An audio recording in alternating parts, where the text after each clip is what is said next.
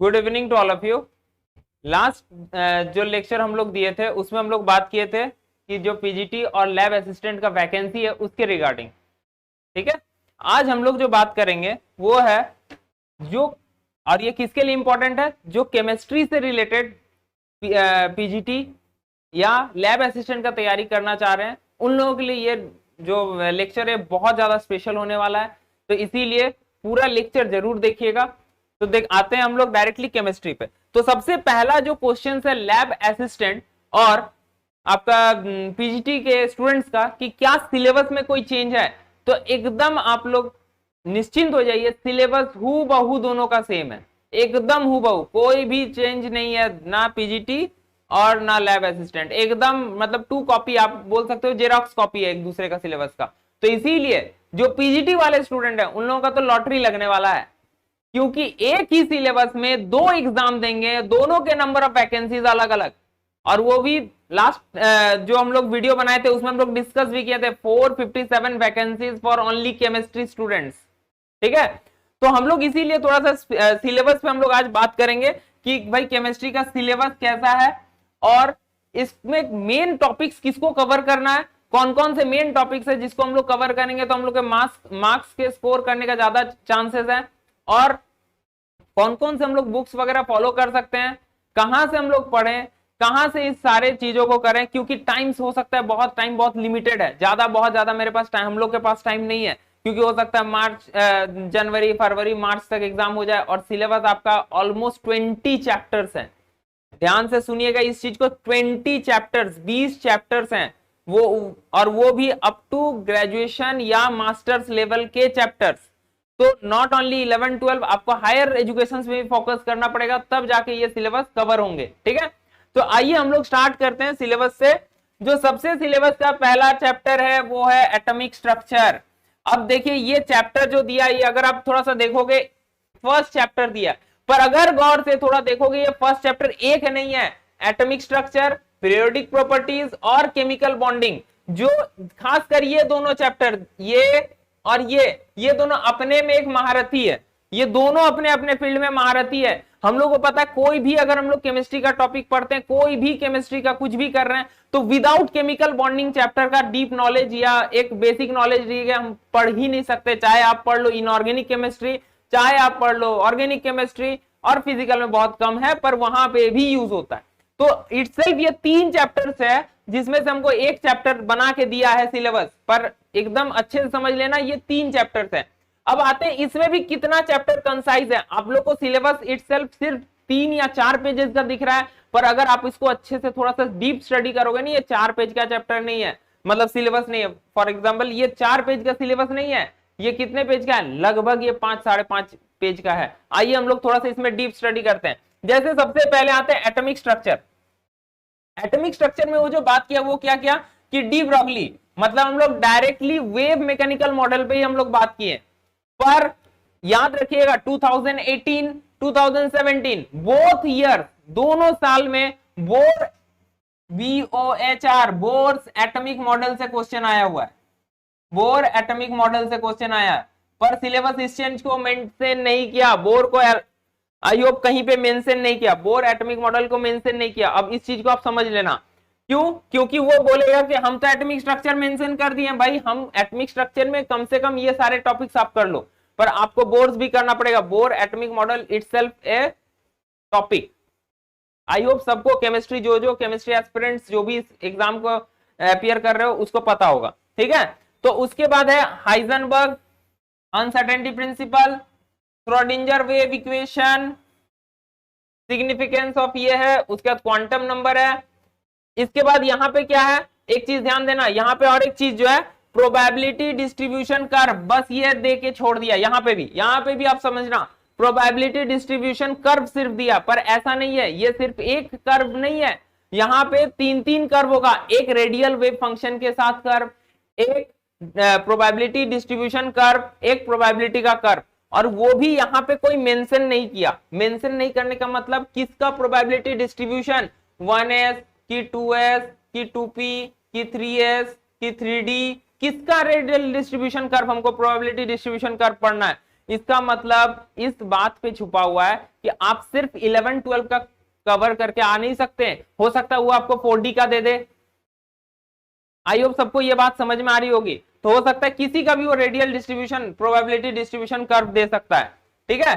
तो ये हो गया आपका डिफरेंट रूल्स हो गया, जिसमें अब्बाव प्रिंसिपल, हुन्स रूल, ये वगैरह वगैरह ये सारा है। अब ये बस इतना ही दिया, ये एटॉमिक स्ट्रक्चर का पार्ट है। अब ध्यान देना, ये जो पार्ट है ना, पहला ये इतना पार्ट, ये सिर्फ एटॉमिक स्ट्रक्चर का पार्ट है और बहुत सारा चीज छूटा हुआ है, ठीक है। हम लोग मेनली फोकस हम इस बात पे करेंगे कौन कौन सा पार्ट छुपा हुआ है जो आप लोग को पता नहीं चल पा रहा है। मान लीजिए बहुत सारे ऐसे स्टूडेंट्स होंगे केमिस्ट्री के जो मान लीजिए कि फॉर एग्जांपल फाइनेंशियली हो सकता है, किसी तरह से हो सकता है, या तैयारी नहीं कर सकते हैं, तो उन स्टूडेंट्स के लिए ये काफी हेल्पफुल होगा वीडियो। प्लीज वीडियो को पूरा देखना, एकदम गारंटी से आपको एकदम बहुत हेल्प होगा इस वीडियो से। चलिए सेकंड आते हैं, उसके बाद प्रेडिक्टेबल। प्रेडिक्टेबल और प्रेडिक्ट प्रॉपर्टीज में वो लमसम ऑलमोस्ट सारा चीज को वो कवर किया, जिसमें वो बोला कि भाई पीरियोडिक प्रॉपर्टीज में रेडियाई पे बात करना है, आयनाइजेशन एनर्जी, इलेक्ट्रॉन एफिनिटी और इलेक्ट्रोनेगेटिविटी, और उसके ट्रेंड्स, मतलब डाउन द ग्रुप क्या होता है, बढ़ता घटता है, अलोंग द पीरियड क्या होता है, बढ़ता घटता है, वो सारा चीज, ठीक है। तो ये बहुत सही टॉपिक है, कोई इश्यू नहीं है। अब आता है बात यहां पे, अब थोड़ा सा इस पे आते हैं बात में।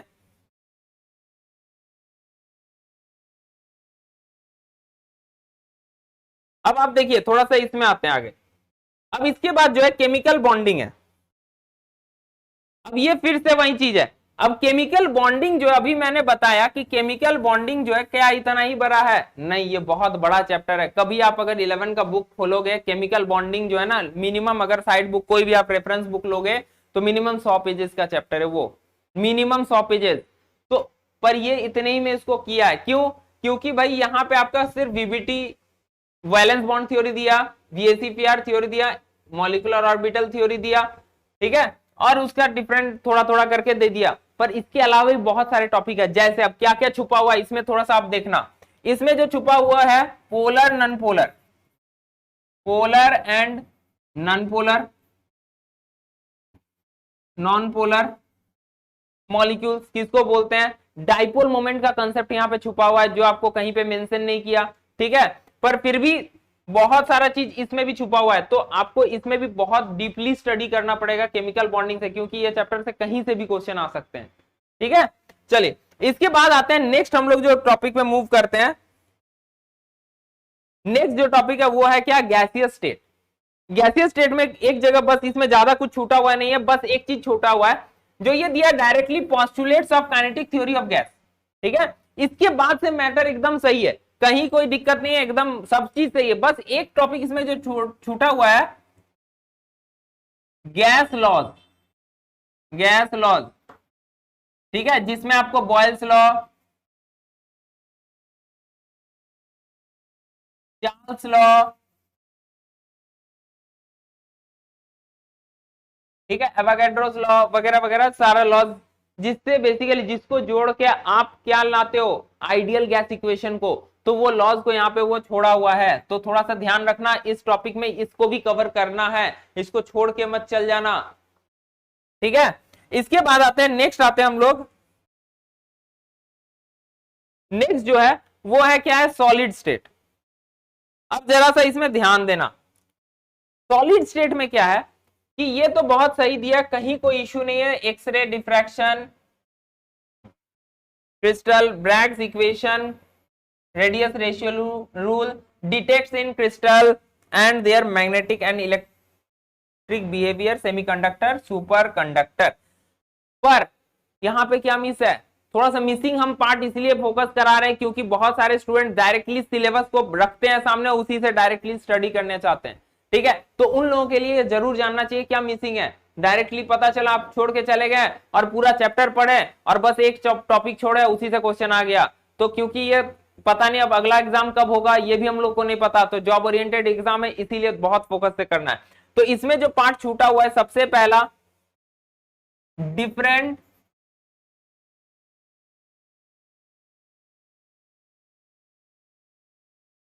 इसमें जो जो तुम्हारा पार्ट छूटा हुआ है वो है आयनिक क्रिस्टल का स्ट्रक्चर,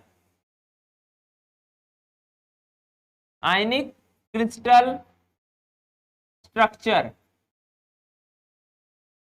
ठीक है।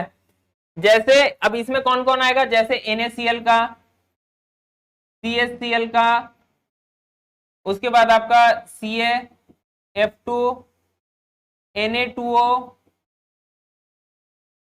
ये सारे का क्रिस्टल का क्या स्ट्रक्चर होता है, कितने आयंस पर यूनिट सेल होते हैं, ये सारा टॉपिक यहाँ पे एकदम छुपा हुआ है, ये कहीं पे भी मेंशन नहीं किया, तो ये आपको एकदम मस्ट है पढ़ना है, ये एकदम मस्ट है पढ़ना है, ठीक है।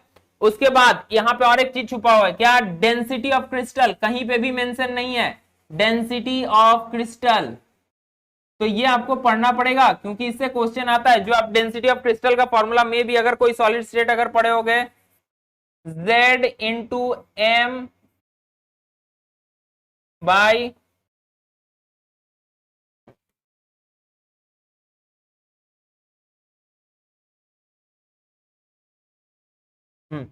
डेंसिटी इक्वल टू होता है Z into M by N A into A cube. जो ये फॉर्मूला के बेस पे जो भी क्वेश्चन है वो भी छूटा हुआ है, तो इसका मतलब यहां से भी बहुत सारे कुछ गायब हैं।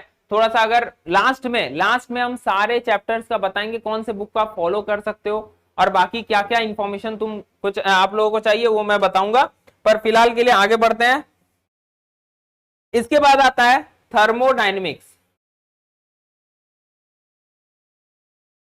थर्मोडायनेमिक्स थोड़ा सा ध्यान देना आप लोग थर्मोडायनेमिक्स पे। थर्मोडायनेमिक्स में डायरेक्टली ये देता है कि laws of thermodynamics, work, heat, energy, state function, ठीक है। अब इसमें बहुत सारा चीज है जो हिडन है। अब वो कौन सा है थोड़ा सा समझना, थोड़ा सा आप लोग ध्यान देना। सबसे पहला joule Thompson experiment,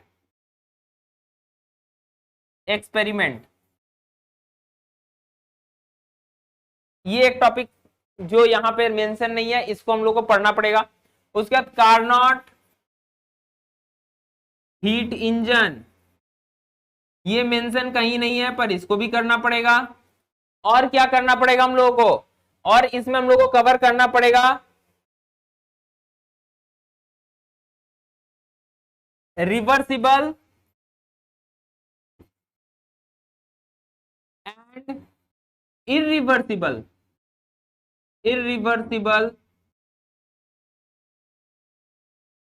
isothermal and adiabatic work. Generally syllabus के बेस पे तो यहाँ पे तुम आपका ये दोनों होना चाहिए, रियल और आइडियल। पर एक चीज याद रखना, जब भी कोई कंपटीशन में क्वेश्चंस आते हैं ना तो वो ज्यादातर आइडियल से ही आते हैं, रियल से बहुत कम चांसेस होंगे, बहुत कम चांसेस होंगे, रियल से आने का चांसेस बहुत कम है, ठीक है। चलो हम लोग आगे बढ़े। आई होप यहां तक आप लोग को सब कुछ समझ में आ रहा होगा। अगर कुछ भी ऐसा दिक्कत हो आप लोग एकदम खुल के कमेंट करके पूछ सकते हो। अगर वीडियो अच्छा लगे तो लाइक करना, चैनल को जरूर करके सब्सक्राइब करना। आते हैं अब, और अगर आपको इस सिलेबस के बारे में और कुछ डिटेल में आप लोग को चाहिए तो ये भी जरूर ये करना, बोलना कि क्या ऐसा मिसिंग है या कुछ प्रॉब्लम है तो। चलो अब हम लोग आगे बढ़ते हैं। तो ये हो गया थर्मोडायनेमिक्स। नेक्स्ट आता है भाई केमिकल काइनेटिक्स। अब थोड़ा सा केमिकल काइनेटिक्स में देखना, केमिकल काइनेटिक्स में लमसम जितना आपको पढ़ना है वो आपको दिया है एकदम, उसमें बहुत ज्यादा कुछ, देखो जो चैप्टर सही है उसमें हम क्यों कमेंट करें, हमको कोई इश्यू नहीं है जिस चैप्टर से, मतलब कि ऐसा नहीं होना चाहिए आप लोग को चैप्टर देख के ऐसा फील नहीं होना चाहिए कि भाई ये चैप्टर तो बस इतना ही है।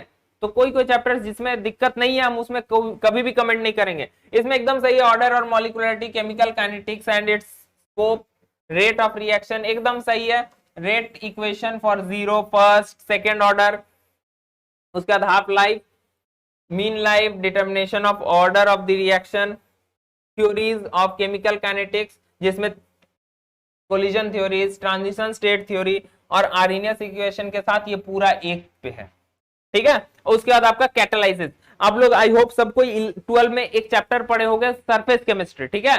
तो बेसिकली सरफेस केमिस्ट्री का पूरा पार्ट नहीं सिलेबस मेंशन किया, बस वो बोला कि इसमें भाई आप एक कैटालाइसिस कर लेना और characteristic of catalysed reaction, theory of catalysis और एग्जांपल, बस इतना। इसमें बहुत ज्यादा इसमें आपको डीप में नहीं जाना है, ठीक है।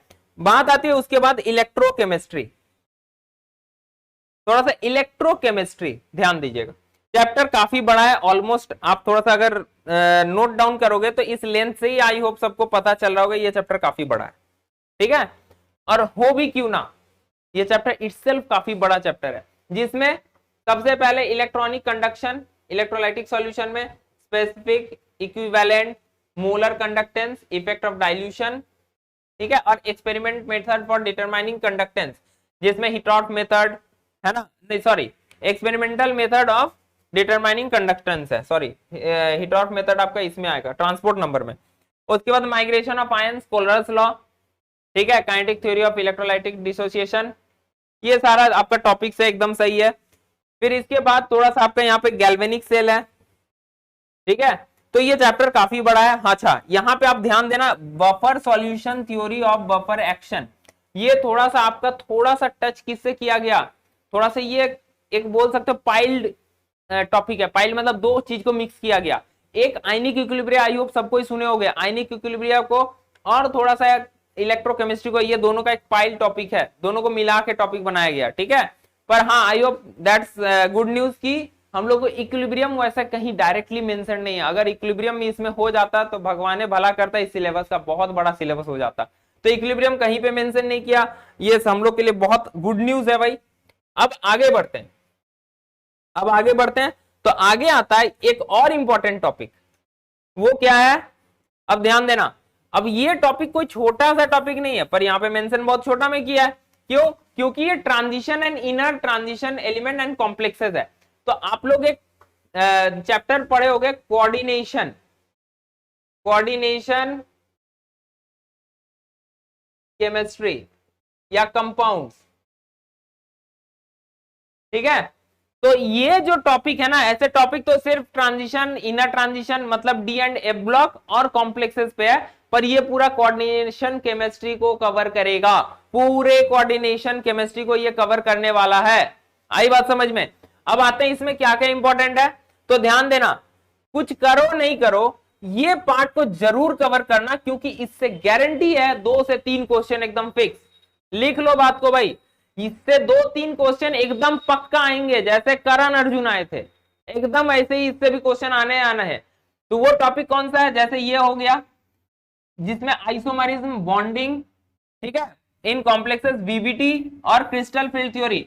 अच्छा इसमें आप लोग को एक चीज अच्छी बात क्या है कि कहीं पे भी मॉलिक्यूलर ऑर्बिटल थ्योरी इन कॉम्प्लेक्सेस को इंक्लूड नहीं किया, तो जब वो molecular orbital complex molecular theory को इंक्लूड नहीं किया तो कोई इश्यू नहीं, या फिर लिगेंड फील्ड थ्योरी को भी इंक्लूड नहीं किया तो टेंशन उसके लिए नहीं लेना हम लोग को, ठीक है। पर यहां पे एक चीज टॉपिक जो दिया हायर लेवल का ये दिया, अब कोई स्टूडेंट अगर सिर्फ 12 का 11-12 का बुक पढ़ के जाओगे तो ये टॉपिक आपको कहीं नहीं मिलेगा कि compound with metal metal bond, कितने मेटल मेटल बॉन्ड है, ये सारा टॉपिक नहीं मिलेगा, ठीक है। तो हम लोग को ये चीज ध्यान रखना, जो टॉपिक को हम कवर कर रहे हैं इतना टॉपिक को जरूर कवर करना, क्योंकि इससे क्वेश्चन एकदम श्योर शॉट लगेगा। अच्छा यहाँ पे और एक चीज ध्यान देना, मेटल कार्बोनिल्स भी दिया है, cyclopentadiene, olefin and acetylene complexes. Metal carbonyls का मतलब इसके बाद और भी चीज हो गया, जब ये मेटल कार्बोनिल मेंशन किया ना, मतलब वहां स्ट्रेचिंग फ्रीक्वेंसी वगैरह सब कुछ मेंशन किया, मतलब आप समझ लो ये कितना बड़ा चैप्टर है। भले ये लाइन तो गिन के 1 2 3 4 5 6 7 लाइन का, जिसमें ये तो लेंथेनाइट्स एक्टिनाइट्स का इसको हम सेपरेट करते हैं, तो 5 लाइन का सिलेबस है। पर ये भाई एकदम श्योर शॉट बता रही है 5 लाइन का सिलेबस नहीं है, ये मोटा मोटी 100 पेज के बुक के बराबर है ये सिलेबस, तो इसीलिए थोड़ा सा इसको भी फोकस में अच्छे से लाना। अब देखो एक आता है चैप्टर नॉन एक्वस सॉल्वेंट, अब इसमें बहुत सारे, अब देखो एक चीज सबको समझा देते हैं, हम लास्ट में इस चीज को डिस्कस करेंगे। कुछ ऐसे चैप्टर्स है जिसको आप अगर स्किप कर भी दो तो बहुत ज्यादा फर्क नहीं पड़ता है, और कुछ ऐसे चैप्टर्स है जिसको आप पढ़ के जाओगे तो श्योर शॉट वहां से क्वेश्चन बनना है, तो ये चीज भी हम मेंशन करेंगे इस चैप्टर में, इस डिस्कशन में, ठीक है। तो नेक्स्ट आते हैं नॉन एक्वस सॉल्वेंट। अब ध्यान से इस चैप्टर को समझना थोड़ा सा, ये चैप्टर जो है ना बहुत ज्यादा इंपॉर्टेंट नहीं है, एक क्वेश्चन हो सकता आ जाए, एक आध क्वेश्चन आ जाए, नहीं तो ये चैप्टर उतना इंपॉर्टेंट नहीं है। पर हाँ जब हम लोग अगर क्लासेस वगैरह प्रोवाइड करेंगे तो हम लोग इस चैप्टर को कवर करेंगे, पर इतना में जाके आपका क्वेश्चन बन जाए। अगर एक क्वेश्चन बनाने के लिए अगर हमको 4 पेज पढ़ना पड़ जाए, एक क्वेश्चन बन जाए, कोई हर्जा नहीं है ना, आई बात समझ में। चलिए आगे बढ़ते हैं, उसके बाद आते हैं फोटोकेमिस्ट्री। फोटोकेमिस्ट्री में बेसिकली हम लोग को बहुत ज्यादा, ये सिलेबस जितना बड़ा है उससे ये छोटा टॉपिक है, उतना ज्यादा हम लोग को नहीं पढ़ना, एकदम सिंपल सिंपल तो चीज है जिसमें लॉज ऑफ, ये लावा नहीं है, ये मिस प्रिंट है भाई, ये लावा नहीं है, लॉज है, लॉज ऑफ फोटोकेमिस्ट्री, जिसमें Grotthuss Draper's law, Stark Einstein law, Jablonski diagram, very very important Jablonski diagram है, फ्लोरोसेंस, फ्लोरोसेंस का भी स्पेलिंग मिस्टेक है भाई, ठीक है, फ्लोरोसेंस का भी स्पेलिंग मिस्टेक है, पता नहीं कौन सिलेबस को लिखा है, थोड़ा तो बहुत जगह मिस्टेक है भाई। क्वांटम इल्ड, यहां से हो सकता है न्यूमेरिकल आपको पूछ दे, ठीक है, और फोटो इलेक्ट्रिक सेल, इससे उतना क्वेश्चन वगैरह नहीं आता है तो आप इसको छोड़ भी सकते हो, पर यहां से क्वेश्चन आता है, इससे क्वेश्चन आता है, और ये लॉज से हो सकता आ जाए, ठीक है। इसके बाद आता है और एक सिंपल टॉपिक पर जहां से क्वेश्चन बहुत सिंपली बन जाता है, वो है नेक्स्ट टॉपिक जो है हार्ड एंड सॉफ्ट एसिड। देखो अब यहाँ पे भी ये एरिड्स नहीं है, एसिड्स है, ठीक है भाई। जो जो सिलेबस में थोड़ा सा गलती है, अगर वैसा अगर हम दिख रहा है तो हम डायरेक्टली उसको रेक्टिफाई कर दे रहे हैं, आप लोग भी देख लेना।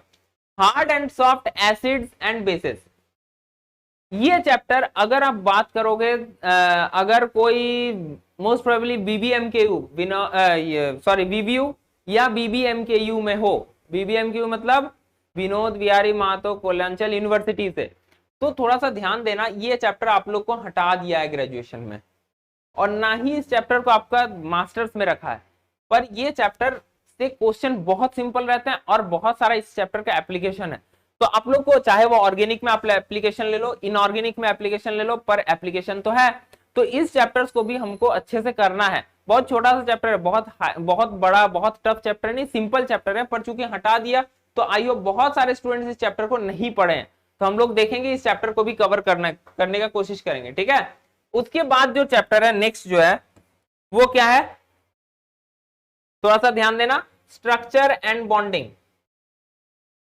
अच्छा एक चीज ध्यान देना, स्ट्रक्चर एंड बॉन्डिंग है, बाइंडिंग नहीं है, ये बॉन्डिंग है, bonding, this is bonding. Structure and bonding जो है ये बेसिकली जो टॉपिक होता है ना, ये होता है कहाँ का टॉपिक, डायरेक्टली हम लोग जब केमिकल बॉन्डिंग पढ़ते हैं, यहां पे जो है ना ये स्ट्रक्चर एंड बॉन्डिंग थोड़ा सा हम इसमें जोड़ते हैं ऑफ ऑर्गेनिक कंपाउंड्स या इनऑर्गेनिक कंपाउंड्स, इन जोड़ना ज्यादा सही है, थोड़ा सा ऑफ नहीं, इनऑर्गेनिक कंपाउंड्स, जिसमें हम लोग क्या पढ़ेंगे, हाइब्रिडाइजेशन। अच्छा ये हाइब्रिडाइजेशन और हम लोग जो बॉन्डिंग में हाइब्रिडाइजेशन पढ़ेंगे थोड़ा सा डिफरेंस होगा, डिफरेंस इन दी सेंस यहाँ पे सिर्फ ऑर्गेनिक से रिलेटेड पढ़ेंगे, हमको इनऑर्गेनिक से यहाँ कोई लेना देना नहीं है, ठीक है। बॉन्ड लेंथ, ये बाइंड नहीं है, बॉन्ड एंगल है भाई, हमको तो लगता है एक वीडियो हमको सिर्फ इसका स्पेलिंग सही करने में लगाना पड़ेगा। हाँ bond angles, bond energy, localize delocalization, chemical bond, van der Waals interaction, inclusion compounds, clathrates, charge transfer complexes. अब ध्यान से एक चीज और देखो, एक चीज और देखना सबको, ये जो चार्ज ट्रांसफर कॉम्प्लेक्सेस है ना, ये यहां का पार्ट नहीं है भाई, थोड़ा सा आप चीज को समझना। बेसिकली ये जो चार्ज ट्रांसफर कॉम्प्लेक्स है, ये कोऑर्डिनेशन कंपाउंड्स में भी हम लोग को अच्छे से डिटेल में वहां पढ़ना था, तो ये मोस्ट प्रोबेबली हमको ऐसा लगता है कि मोस्ट प्रोबेबली सिलेबस जो है ना थोड़ा सा ये मिसप्रिंट यहाँ पे आ गया, ये होना चाहिए था ऊपर, मतलब जहां पे हम लोग कोऑर्डिनेशन के बारे में डिस्कस किए थे, ठीक है। चलो अब हम लोग आते हैं, ये हो गया, उसके बाद तो resonance, hyper conjugation, aromaticity, inductive and field effect, और फिर हाइड्रोजन बॉन्डिंग। अच्छा ये हाइड्रोजन बॉन्डिंग में हम लोग बेसिकली कोशिश करेंगे कहां पे पढ़ने का, केमिकल बॉन्डिंग, केमिकल बॉन्डिंग में ही बेसिकली इसको पढ़ाया जाएगा। चलो तो ये हो गया यहां तक, अब आगे बढ़ते हैं। अब इसके बाद आता है मेन मुद्दा, मेन मुद्दे के हिसाब से बस ये लिख के छोड़ा है, मैकेनिज्म ऑफ ऑर्गेनिक रिएक्शन। अब देखो अगर आप प्रॉपर वे में मैकेनिज्म ऑफ, अच्छा एक चीज और मैं जो बताना चाह रहा था, बेसिकली यहां से स्ट्रक्चर एंड बॉन्डिंग से, ये स्ट्रक्चर एंड बॉन्डिंग, ठीक है, ये सारा जीओसी में कन्वर्ट होता है, मतलब जनरल ऑर्गेनिक केमिस्ट्री, वहां पे आप लोगों को ये पढ़ना है। ज्यादातर बुक्स वगैरह में कंफ्यूज मत होना, क्योंकि मैं बस वीडियो इसीलिए मैं बना रहा हूं क्योंकि चैप्टर आप खोजते रहोगे स्ट्रक्चर एंड बॉन्डिंग का चैप्टर के अंदर ये टॉपिक्स, तो ये टॉपिक स्ट्रक्चर एंड बॉन्डिंग में नहीं मिलेगा, ये जीओसी का टॉपिक है, जनरल ऑर्गेनिक केमिस्ट्री, ठीक है। चलो अब आगे बढ़ते हैं, तो बेसिकली इसके बाद क्या था हम लोग, हाँ हम लोग बात कर रहे थे मैकेनिज्म ऑफ ऑर्गेनिक रिएक्शन, कि कोई भी ऑर्गेनिक रिएक्शन वो करते कैसे हैं। अब ध्यान से समझना, अगर आप ढंग से मैकेनिज्म ऑफ ऑर्गेनिक रिएक्शंस को समझ गए, अगर आप ढंग से मैकेनिज्म ऑफ ऑर्गेनिक रिएक्शन को समझ रहे हो तो फिर कहीं कोई दिक्कत ही नहीं है, क्योंकि आने वाले टाइप के जितने रिएक्शंस है उसको आपको अलग से पढ़ने का कोई जरूरत नहीं है, क्योंकि अगर आप अपने से रिएक्शंस को कैरी आउट कर रहे हो तो भाई वही तो नाम दे देना है ना, तो हम लोग तो वो काम कर ही सकते हैं। अरे हम कितनों का नाम करते हैं ना, चिंटू पिंटू मिंटू करते रहते हैं, तो बस हमको उसका नाम देना है। हाँ एक्चुअल ऑब्वियस है वो नाम पड़ेगा उसके साइंटिस्ट के जो एक्चुअल नाम है, पर मैकेनिज्म कांस्टेंट रहेगा, मैकेनिज्म चेंज नहीं होगा। तो हम लोग को ऑर्गेनिक केमिस्ट्री को थोड़ा से अच्छे से, क्योंकि आधे को तो ऑर्गेनिक के नाम से बुखार आ जाता है, और हाई होप जरा कमेंट करना किसको इसको ऑर्गेनिक केमिस्ट्री से डर लगता है, तो डरने की बात नहीं है। बहुत सबसे अगर आप सिंपल वे में सोचोगे तो ऑर्गेनिक केमिस्ट्री सबसे छोटा पार्ट है केमिस्ट्री का, क्योंकि वहां पे कंसेप्ट बेस्ड, क्योंकि इनऑर्गेनिक बहुत जगह हम लोग को याद रखना पड़ता है। ऑब्वियस अगर हम ये बोले डायरेक्टली, क्योंकि यूट्यूब में हमको बोलना नहीं चाहिए कि कोई भी सारा केमिस्ट्री का सारा पार्ट कंसेप्ट बेस्ड होता है, फिर भी बहुत सारे कंसेप्ट को आपको नहीं जानना रहता है एट द कॉरस्पॉन्डिंग क्लासेस, तो इसीलिए उसको बोलते याद कर लेना। ठीक है, चलो अब हम लोग बढ़ते हैं आगे। तो इसके बाद तो इसमें हम लोग जो बेसिकली जो फोकस हम लोग को करना है, किस में करना है भाई, तो ध्यान देना, types of reagent, types of reagent. ठीक है, तो इसमें कार्बोकैटायंस एंड न्यूक्लियोफाइल्स नहीं होगा, थोड़ा सा ध्यान देना फिर से, यहाँ इलेक्ट्रोफाइल्स होगा, यहाँ इलेक्ट्रोफाइल्स होगा, इलेक्ट्रोफाइल्स एंड न्यूक्लियोफाइल्स। ठीक है, अब यहाँ पे क्या है, अब इसके बाद देखो टाइप्स ऑफ ऑर्गेनिक रिएक्शन, जिसमें आपको बहुत डिफरेंट टाइप के आप लोग पढ़े होंगे, सब्स्टिट्यूशन रिएक्शन, एडिशन रिएक्शन, ये फलाना ढिमकाना है। मेन टॉपिक जो ये टॉपिक जो है ना, इसके ऊपर वाले टॉपिक पे डालना चाहिए था, उसको यहां डाल दिया, इंटरमीडिएट्स, कार्बोकैटायन, कार्बोनाइन, फ्री रेडिकल, ये कार्बीन है, कार्बीन, ये एराइन, या बहुत जगह तुमको बेंजाइन के नाम से मिलेगा, तो अगर कहीं खोज रहे हो तो खोज सकते हो, नाइट्रीन, और कुछ नहीं छूटा नहीं। चलो ठीक है, तो ये सारा रिएक्टिव इंटरमीडिएट्स है जो रिएक्शन इंटरमीडिएट्स के फॉर्म में हम लोग को पढ़ना है। उसके बाद different types of addition, substitution, जो टाइप्स ऑफ रिएक्शन में हम लोग पढ़ेंगे ना, वहीं पे एलिमिनेशन, SN1। अब ध्यान देना, इसमें तो सिर्फ इतना ही बोल के पार हो गया, पर इतना है नहीं। अब SN1, SN2, SNI, E1, E2, E1CB, ETC कर दिया, क्यों, क्योंकि उसके बाद उसको और भी जोड़ना था, जैसे EI हो गया, EI कहीं जोड़ा ही नहीं है। ठीक है, तो इसके बाद और भी जुड़ेगा, जैसे EI हो गया। ठीक है, तो ये भी है, तो ये भी, ये सारा टॉपिक इसी में कवर होंगे। उसके बाद हम लोग नेक्स्ट आते हैं, नेक्स्ट में हम लोग सिलेबस को और आगे बढ़ते हैं, तो सिलेबस को और थोड़ा आगे बढ़ेंगे, तो इसके बाद आता है मेरा stereo chemistry, stereo chemistry of organic compounds. भाई ये बहुत इंपॉर्टेंट टॉपिक है, क्योंकि इससे डायरेक्ट क्वेश्चन पूछे और गलती होने का, और क्वेश्चन ऐसा आएगा कि भाई पेन उठाने तक का जरूरत नहीं पड़ेगा, डायरेक्ट देख के आंसर मार दोगे, बस माउस से ABCD क्लिक कर देना, आंसर आ जाएगा। ठीक है, तो इस टॉपिक में, पर ये टॉपिक है बहुत बड़ा, तो जनरली जो इससे क्वेश्चन आएगा वो कहां से आएगा, मैं थोड़ा आपको डिस्कस करता हूं। ऑप्टिकल एक्टिविटी, यहां से क्वेश्चन आता है, ऑप्टिकल एक्टिविटी हो गया एक, यहां से क्वेश्चन आ सकता है, एक यहां से क्वेश्चन आता है। भाई ये तो एकदम हिट टॉपिक है, ये तो मान लो एकदम अभी से लिख लो कि एक क्वेश्चन यहां से आएगा, RS नोमेनक्लेचर से एक क्वेश्चन। जिस दिन एग्जाम हो जाए उसके बाद वीडियो को हम फिर से एक बार पोस्ट करेंगे, रीट्वीट करेंगे, रीपोस्ट करेंगे, कि देख ले भाई ये बात बताएं जहां जहां से बता रहे हैं। ठीक है, उसके बाद आपका ऑक्साइम हो गया, स्टीरियो कॉन्फॉर्मेशन। अच्छा, ये conformation of ethane butane cyclohexane, यहां से एक क्वेश्चन, यहां से एक क्वेश्चन, ये दोनों से एक एक क्वेश्चन रहेगा ही रहेगा, आप एकदम मिला लेना, बाद में ये मत बोल बैठना, अभी से क्वेश्चन लिख कर दे रहा हूं, यहां से और यहां से एक क्वेश्चन आना है एक को एक क्वेश्चन एकदम पक्का। चलो ठीक है, अब इसके बाद आते हैं भाई, इसके बाद थोड़ा सा यहां पे आने से पहले, इस पोर्शन में आने से पहले मैं इस पोर्शन पे थोड़ा सा फोकस करूंगा, कि भाई यहां पे दिया गया ऑर्गेनिक सिंथेसिस वाया इनोलेट्स। ठीक है, अब देखो यही मैं बात बोलना चाह रहा था, कि जब आप ऑर्गेनिक रिएक्शन मैकेनिज्म आप पहले दे चुके हो, फिर इसको देने का क्या मतलब है भाई, ये तो पड़ेगा ही सब। एसिडिटी ऑफ अल्फा, अरे ये हाइड्रोजन है, ध्यान रखना ये हाइड्रोजन है, कंफ्यूज मत हो जाना। Ethyl acetate and synthetic applications of diethyl malonate, हाँ ठीक है। तो इस टाइप के टॉपिक्स को हम लोग ऊपर ही कवर करेंगे, एकदम जहां पे रिएक्शन मैकेनिज्म होता है वहीं पे हम लोग कवर कर देंगे, ठीक है। उसके बाद है हम लोग के पास क्या, उसके बाद है कार्बोहाइड्रेट।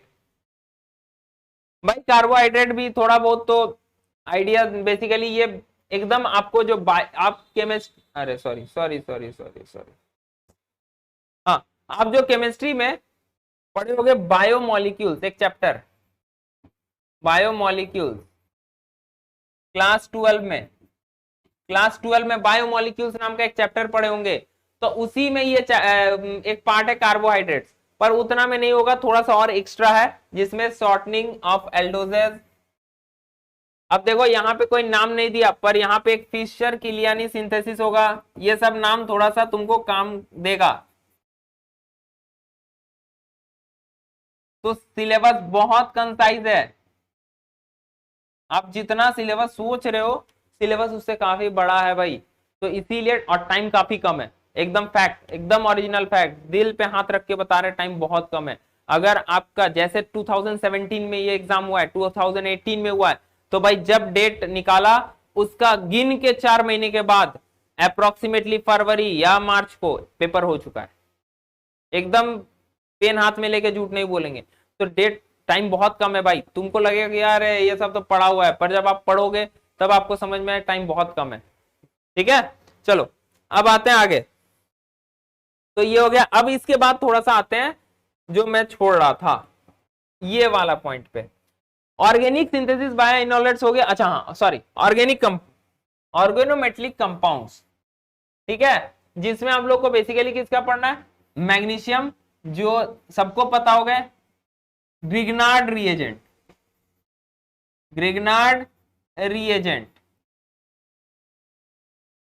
ठीक है। ऑर्गेनोलिथियम जैसे ब्यूटाइल लिथियम के कॉरेस्पॉन्डिंग जो रिएक्शंस होते हैं, जिंक के कॉरेस्पॉन्डिंग एक नाम सबको याद आ रहा होगा, रिफॉर्मेस्की,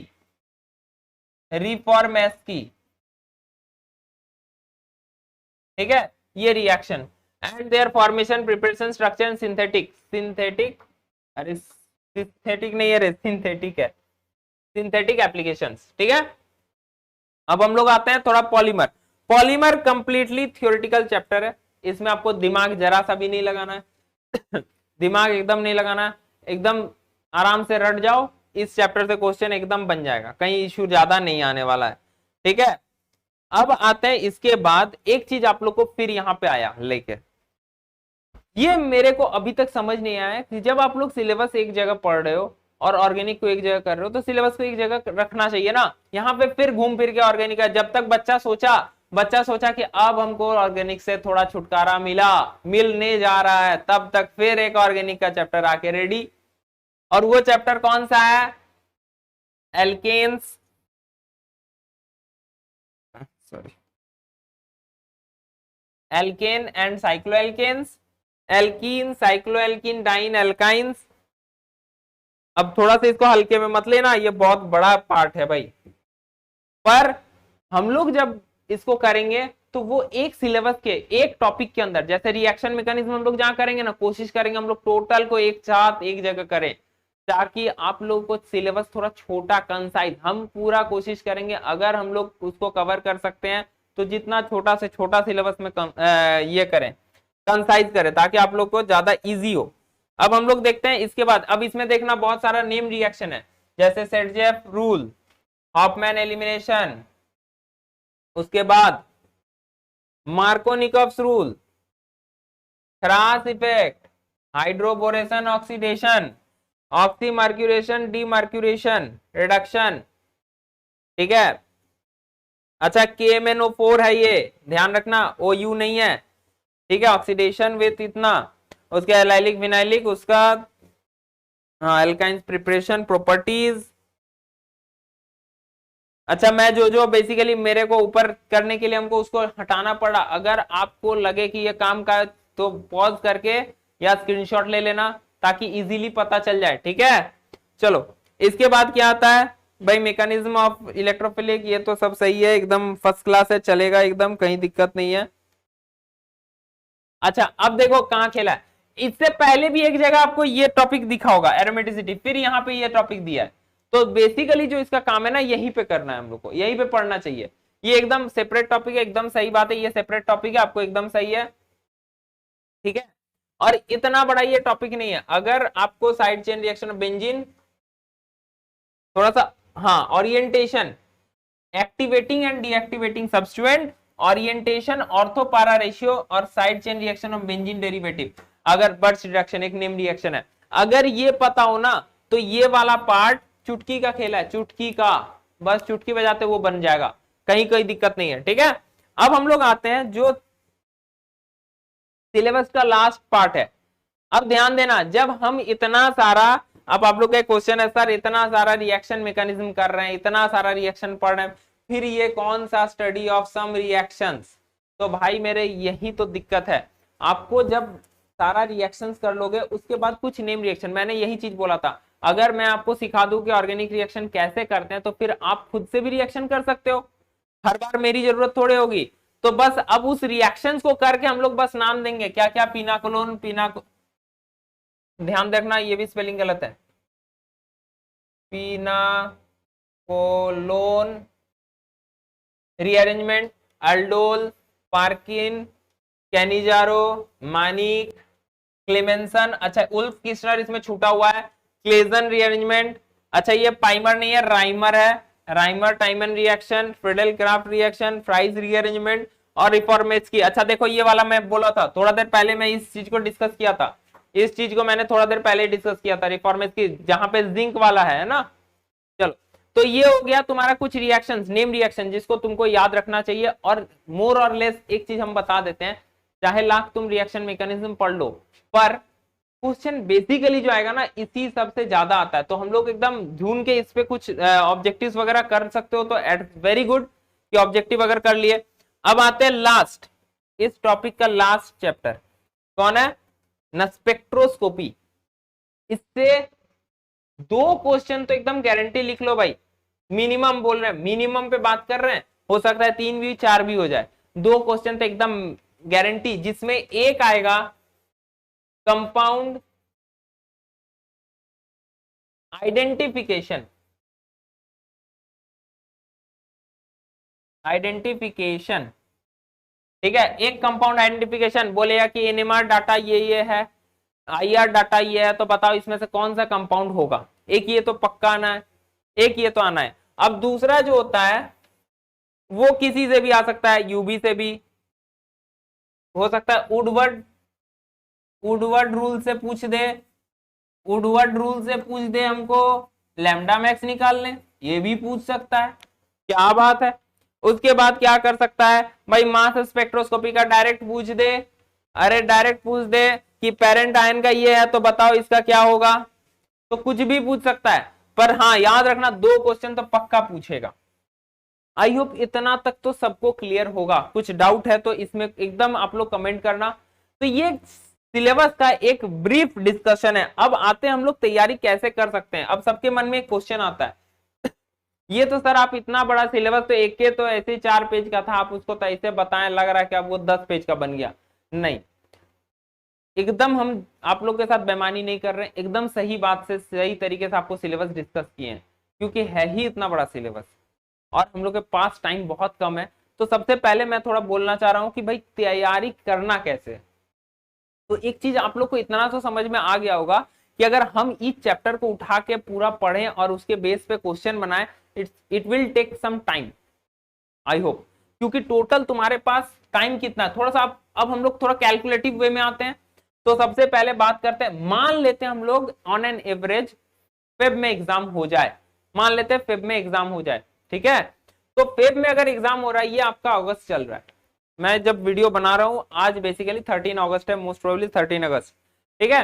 तो मैं चल रहा हूं, चलो अगस्त ले लेता हूं, अगस्त, सितंबर, अक्टूबर, नवंबर, दिसंबर, जनवरी, फरवरी, ठीक है। चलो मार्च में एग्जाम ले लेते हैं, फरवरी 7 मंथ है। अब एक चीज को थोड़ा इक्वेशन को आप लोग समझने की कोशिश करना, 20 चैप्टर है, अरे टोटल 20 चैप्टर्स और मंथ है तुम्हारे पास 7। अब जरा अगर तुम इसको इक्वेशन में बैठाओगे ना, अराउंड तुम्हारे 3 चैप्टर एक मंथ में कंप्लीट करना है। अगर आप ऑलरेडी कहीं टीचिंग प्रोफेशन में जुड़े हुए हो, it will not be a very heavy task. एकदम फैक्ट, वर्चुअली मैं बता रहा हूं, एकदम लॉजिकल बात। अगर आप टीचिंग प्रोफेशन में, हो सकता है कोई इंस्टीट्यूट में पढ़ा रहा हो सकता है कोई ऑलरेडी स्टडीज में लगे हुए हैं, बट हम लोग अक्सर देखे हैं कि जैसे ग्रेजुएशन और मास्टर्स के बाद क्या करते हैं, सब कोई कोशिश करते हैं कि भाई कहीं से भी जॉब हम लोग को चाहिए, तो उस जॉब के चलते हम लोग अपने सब्जेक्ट को छोड़ के सोचते हैं कि बैंक, पीएसएससी, रेलवे, बैंकिंग, फलाना ढिमकाना कर लेते हैं ताकि हमको एज ए एक जॉब मिल जाए, विच वॉज नॉट रॉन्ग। मैं इसको गलत नहीं मानता, क्योंकि ऑब्वियस सी बात है, सबको एक जॉब का नीड है भाई। तो उस केस में उनका जो सब्जेक्ट में कमांड था वो तो कम हो गया होगा, एकदम ये होना ही है, क्योंकि इतना दिन तो जीके, जीएस, रेलवे, बैंकिंग यही सब में पढ़े हैं हम लोग, है ना। इंडिया का कहाँ पे कौन है, कौन वर्ल्ड में कौन प्राइम मिनिस्टर है, कौन ये है, कौन प्रेसिडेंट है, ये सारे उनके जुबान में रहेंगे। पर जो नहीं रहेगा वो क्या, वो है केमिस्ट्री, क्योंकि आप लोग केमिस्ट्री से रिश्ता नाता तोड़ चुके होगे। ऑब्वियस है तोड़ना ही पड़ेगा, क्योंकि उसमें इसका कोई काम है नहीं, ठीक है। तो उस केस में ये 3 चैप्टर एक मंथ में कंप्लीट करना it's a very huge task, जहां पे इतना बड़े बड़े चैप्टर्स है जैसा कि मैंने बताया। तो उसके लिए हम लोग क्या कर सकते हैं, पहले तो ये 3 चैप्टर पढ़े।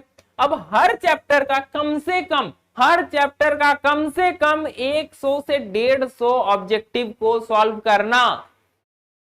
अब ध्यान से समझना, 3 चैप्टर को एक मंथ में कंप्लीट करना और साथ में हर चैप्टर का 100 ऑब्जेक्टिव करना, ये काफी डिफिकल्ट हो जाएगा, ठीक है। तो उन, फिर से मैं बता रहा हूं, उनके लिए जो केमिस्ट्री से रिश्ता नाता है तोड़ दिए, ठीक है। तो सबसे पहला इक्वेशन आई होप सबको समझ में आ गया होगा।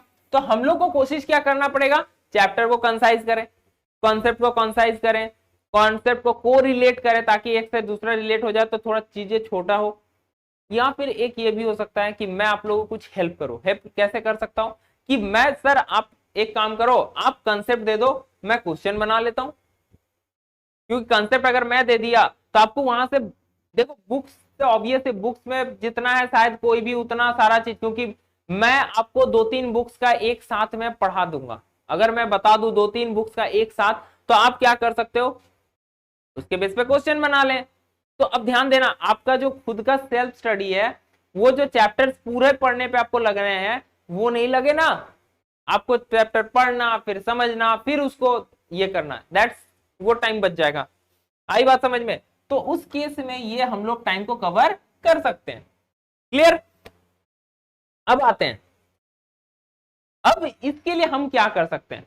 तो भाई फ्यूजन क्लासेस और नैन क्लासेस, ये दोनों मिलके, हम लोग दोनों मिलके एक ऑफलाइन और एक ऑनलाइन बैच स्टार्ट करने जा रहे हैं।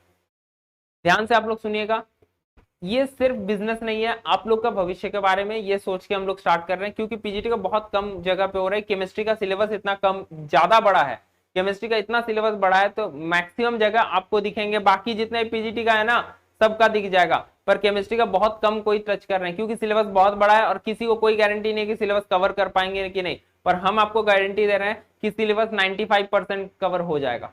अब ध्यान से समझना, 95, मैंने एक आंकड़ा दिया, दैट इज 95%, 95%, 100% नहीं, क्योंकि वो तो मेरे को भी नहीं पता 100% खत्म होगा कि नहीं, पर 95% का मतलब है कि आप लोगों को उतना तो मैं कवर कर दूंगा कि आप 150 क्वेश्चन पकड़ सको, 150 क्वेश्चन। अब ध्यान देना, अब तुम बोलोगे सर एक तरफ तो आप बोलते हैं 95% क्वेश्चन सिलेबस कवर करेंगे, दूसरे तरफ बोलते हैं कि 150 मतलब 100% क्वेश्चन कवर करेंगे।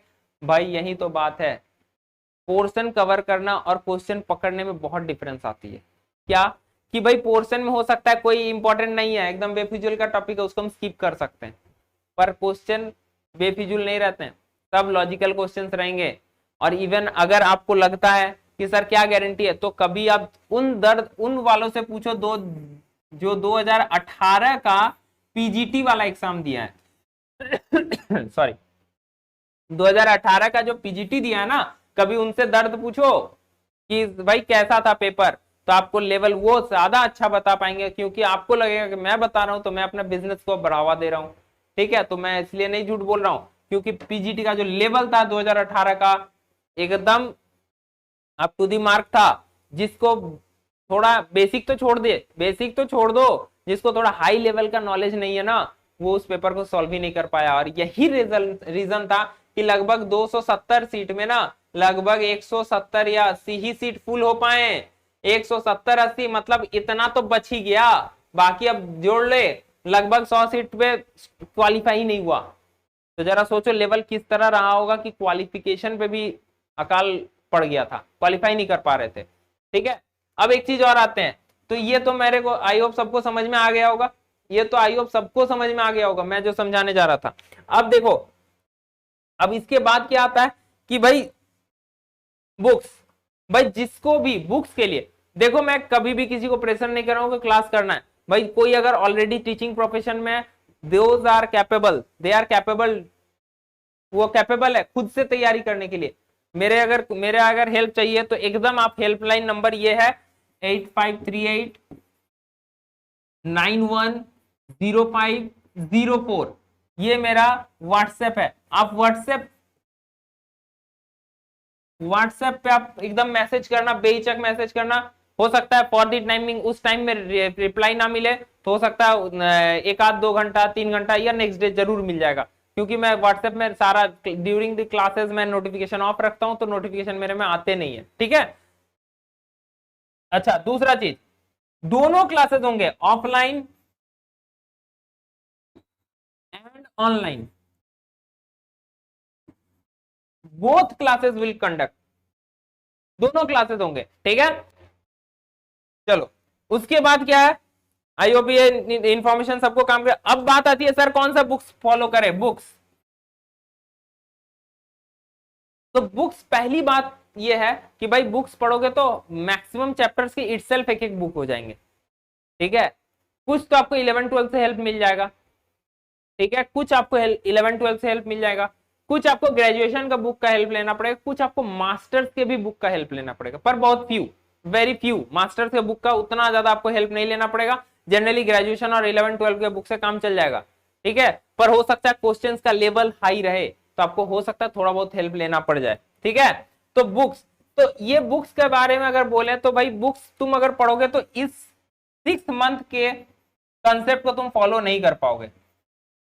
6 मंथ में तुम उतना बुक पढ़ नहीं पाओगे और उतना कुछ कर नहीं पाओगे ताकि तुम्हारा पूरा बुक्स कवर हो जाए। तो इसके लिए क्या है कि भाई अगर मेरे पास नोट्स है, प्रीवियस नोट्स, मान लो 11-12 इसके नोट्स है, उससे कवर कर सकते हो आप। आई बात समझ में?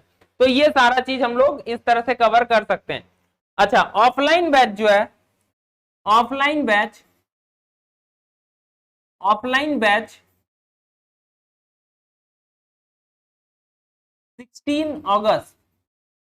16 अगस्त से स्टार्ट होगा।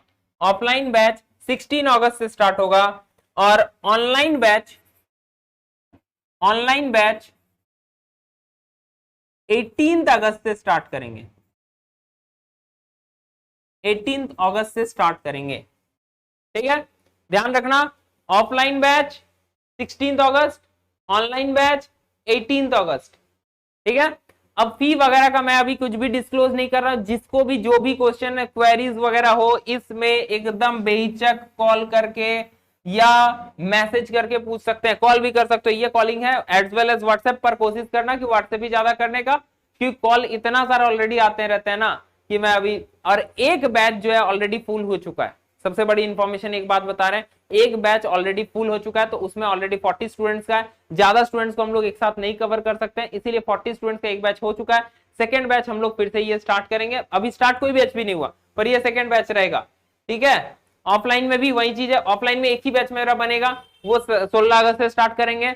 और हो सकता है क्लासेस रेगुलर हो, क्लासेस रेगुलर, क्योंकि आपको अभी मैं बताया सिलेबस इतना बड़ा है, तो मैं ऐसा नहीं कर सकता वीक में 3 दिन क्लास होगा और मैं अभी आप लोगों को मतलब कि मैं बेसिकली पेमेंट वगैरह ले लूं और बाद में मैं कोर्स नहीं कंप्लीट कर पाऊं, वो मेरा फीडबैक खराब जाएगा। तो मैं कभी भी नहीं चाहूंगा कि मेरा फीडबैक खराब हो। तो इसीलिए सबसे पहली बात कि क्लासेस रेगुलर होंगे, तो जो भी कैंडिडेट करना चाहेंगे तो प्लीज इस चीज को ध्यान रखना, क्लासेस रेगुलर होंगे।